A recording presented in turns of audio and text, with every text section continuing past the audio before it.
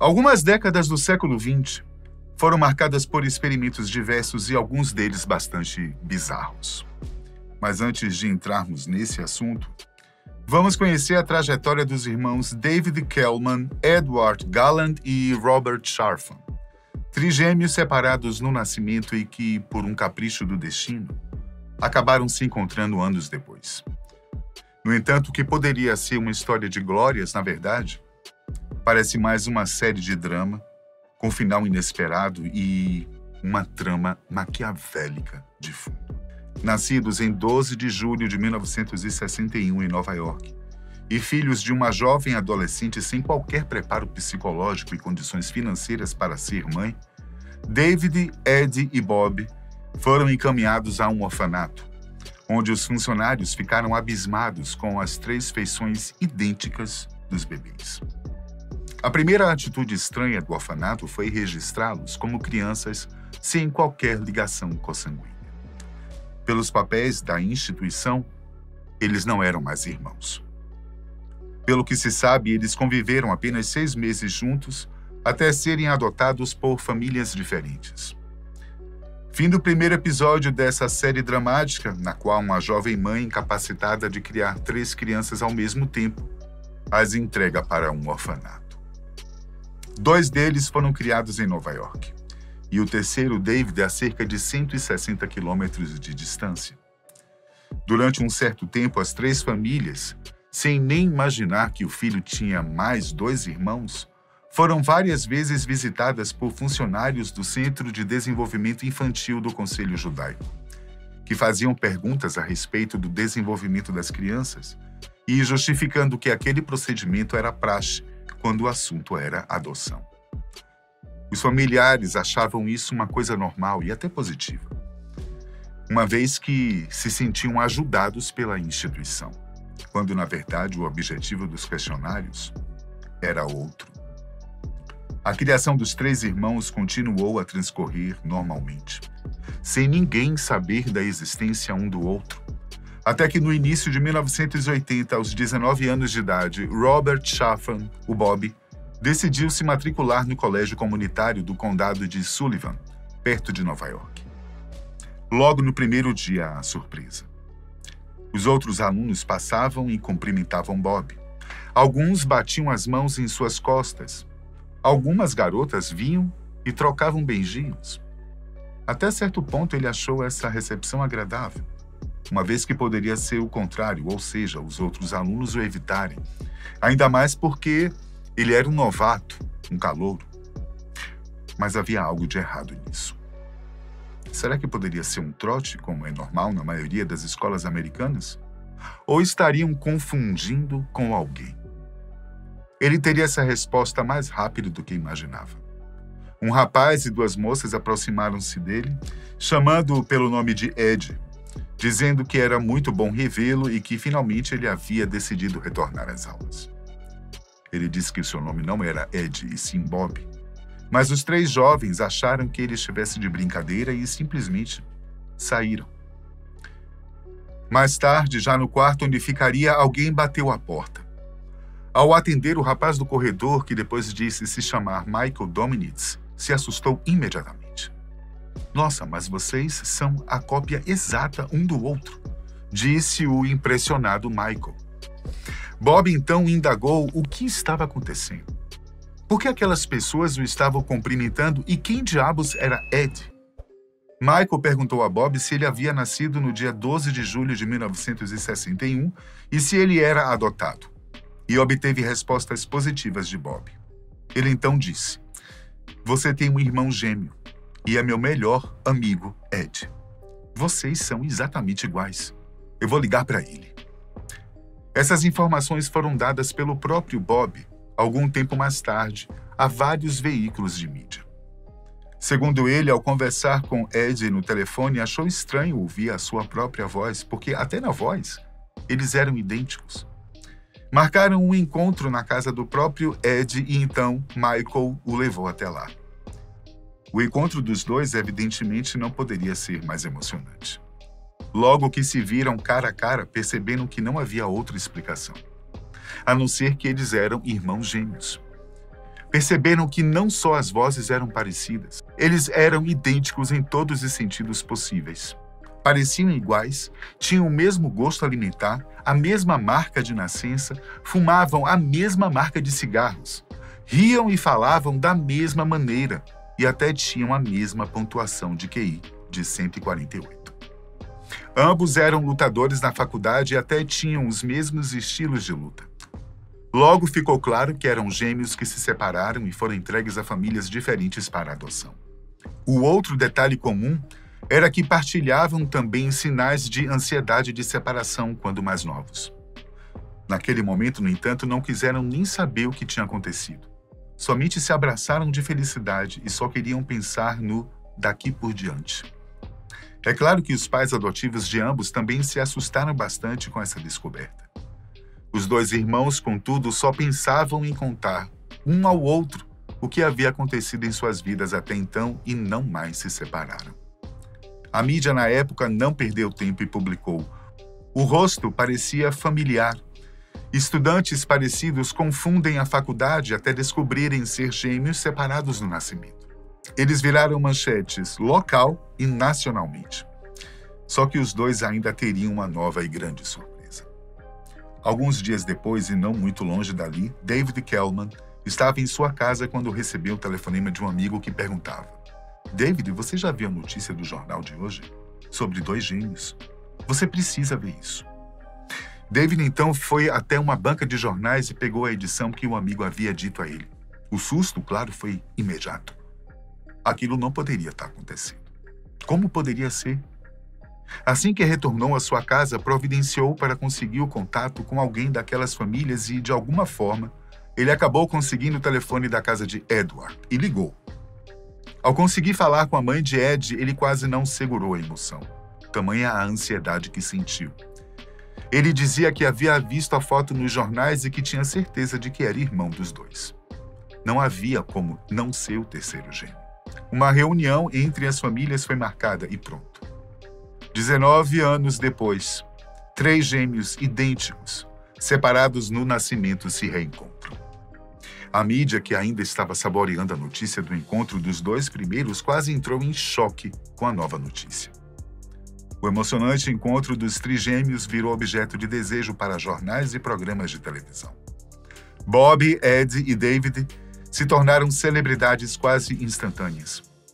Dos programas de TV e entrevistas para revistas e jornais, os 3 irmãos foram parar nas telonas fazendo uma ponta no filme Procura-se Susan Desesperadamente, de Madonna. Os 3 tornaram-se inseparáveis. Mas ainda havia uma história por trás daquilo tudo que precisava ser compreendida. Por que eles foram separados no nascimento? Quem foi o responsável por isso? Os pais começavam a se perguntar sobre isso, mas não tinham respostas sólidas por parte dos diretores da agência que fez as adoções, chamada Louise Wise Services. Na primeira reunião que tiveram, os diretores simplesmente justificaram que era algo muito mais difícil alguém adotar 3 crianças ao mesmo tempo do que uma. O pai de David, que era quem tinha melhores condições financeiras entre os 3, ficou revoltado com a situação, dizendo que se soubesse que havia mais 2 irmãos, ele os teria adotado da mesma forma. Mesmo assim, o pessoal da agência insistiu na justificativa e que não tinham o que fazer quanto a isso. Logo depois da reunião, o pai de Bob voltou à sala, pois havia se esquecido de seu guarda-chuva. E, para sua surpresa, os mesmos diretores estavam brindando com champanhe e ele estranhou muito isso. Por quê? E o que estariam comemorando? Isso deixou o senhor Sharfan desconfiado, assim como os demais quando ele relatou o que havia presenciado. As famílias então decidiram contratar um advogado para não só descobrir como levar o caso à justiça, pois algo não estava certo naquela história. Alguns contratados, porém, disseram que não havia como resolver o caso ou não tinham como pegar o caso, por isso ou então por aquilo. Sempre havia alguma desculpa esfarrapada por parte dos profissionais para não trabalharem no caso. É possível que os advogados tenham sido intimidados por uma força maior? Talvez uma grande empresa? O que eles iriam descobrir depois era simplesmente demoníaco. Enquanto isso, os trigêmeos ganhavam holofotes e fama. O tempo foi passando e eles foram se conhecendo e se dando cada vez melhor. Casaram-se, tiveram filhos e a união continuava. Até abriram um restaurante com um nome bastante sugestivo, Triplets Steakhouse, que virou notícia até no famoso Washington Post. O restaurante não tinha muita coisa de diferente dos outros, a não ser por um detalhe. Continha uma história de drama e até então com um final feliz. Como já eram conhecidos do público, conseguiram fazer um movimento muito bom no estabelecimento. Mas como nem tudo é um jardim florido, problemas acabaram acontecendo especialmente quando se envolve sociedade. Os três irmãos, apesar das aparências e similaridades em quase todos os aspectos, não foram criados da mesma forma. O fator educação doméstica também influencia muito na maneira de pensar dos indivíduos. E isso não era diferente com os trigêmeos. Eles passaram a discordar em alguns assuntos, especialmente no que tangia às finanças do restaurante. E então as coisas começaram a mudar drasticamente. Entre as séries de discussões, eles acabaram decidindo por fechar o restaurante. E isso não foi uma boa ideia. Todos aqueles anos em que passaram separados até o momento e o tempo em que conviveram desde o reencontro, foi esmagado por um acontecimento que caiu como uma rocha sobre eles. Ed teve uma crise forte de depressão, foi internado por algumas semanas, mas não conseguiu driblar o problema e acabou tirando sua própria vida. Para ele, o fim da sociedade soou como o fim de uma convivência saudável e feliz com seus outros irmãos, que tanto tempo demorou para conhecer. Diferentemente da maioria dos irmãos, esses três jovens não estabeleceram os laços convencionais típicos entre irmãos.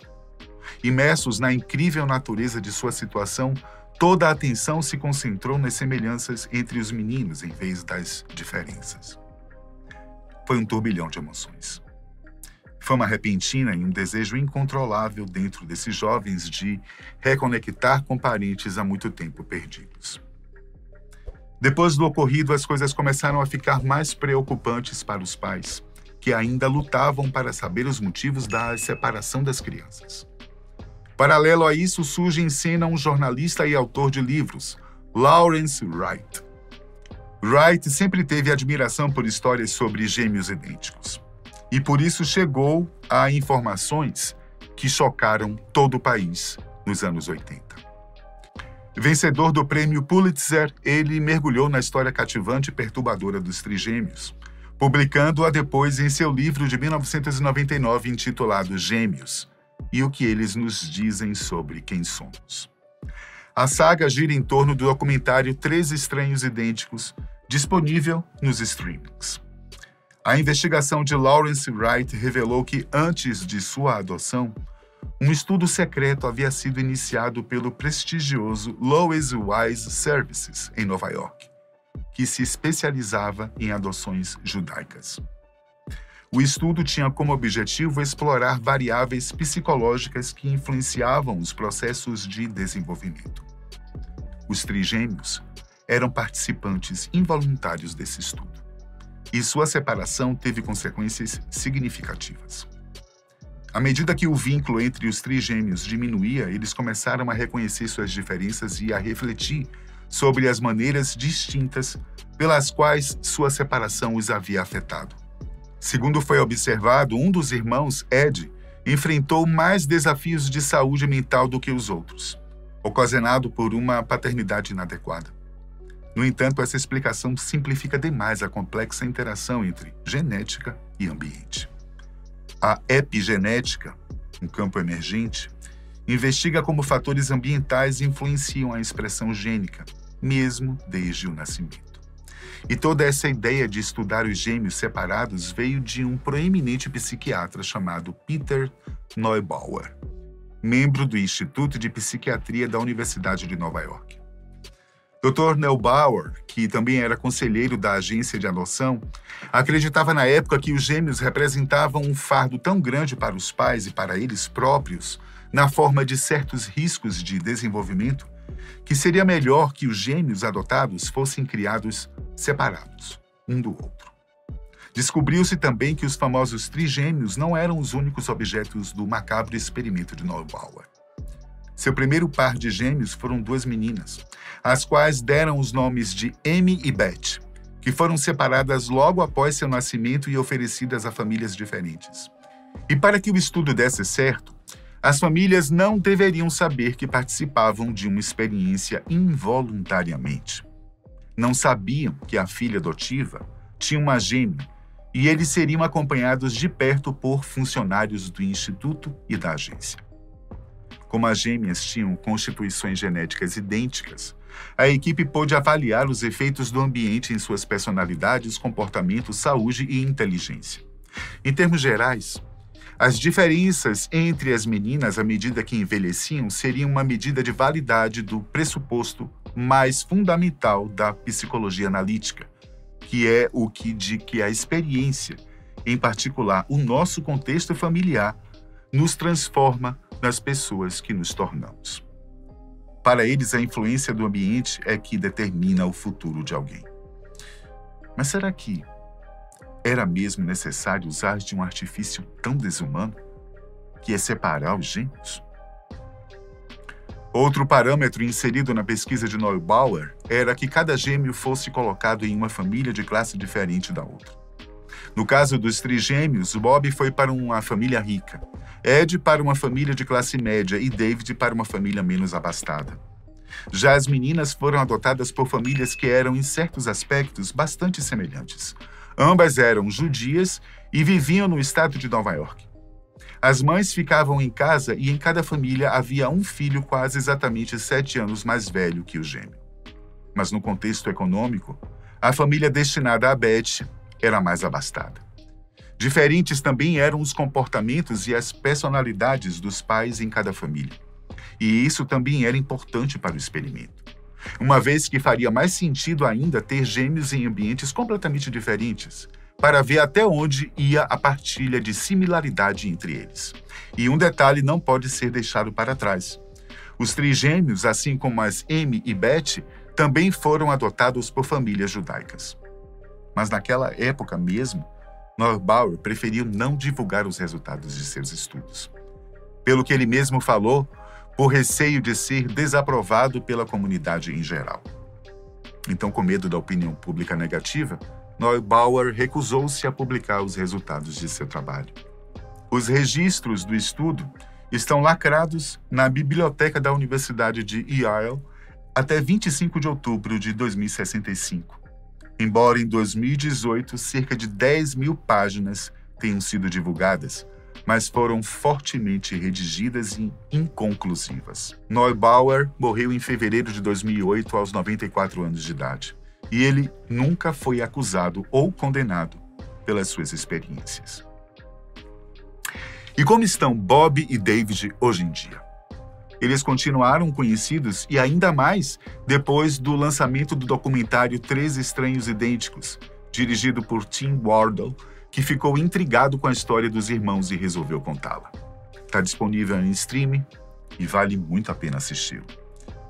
Quanto aos dois gêmeos que permaneceram, que hoje estão com 62 anos, David Kellman vive em Nova Jersey, trabalha com seguros de vida e serviços de saúde. Robert Shafran trabalha como advogado e mora em Gravesend, no Brooklyn. Apesar dos pesares, ainda se sentem felizes por estarem um próximo do outro e constantemente são chamados para entrevistas. O que é que você achou dessa história? Para você, Neubauer cometeu um crime separando os gêmeos para um estudo tão estranho? Ou você acha que para a ciência tudo é válido? Não deixe de comentar, ok? Até a próxima.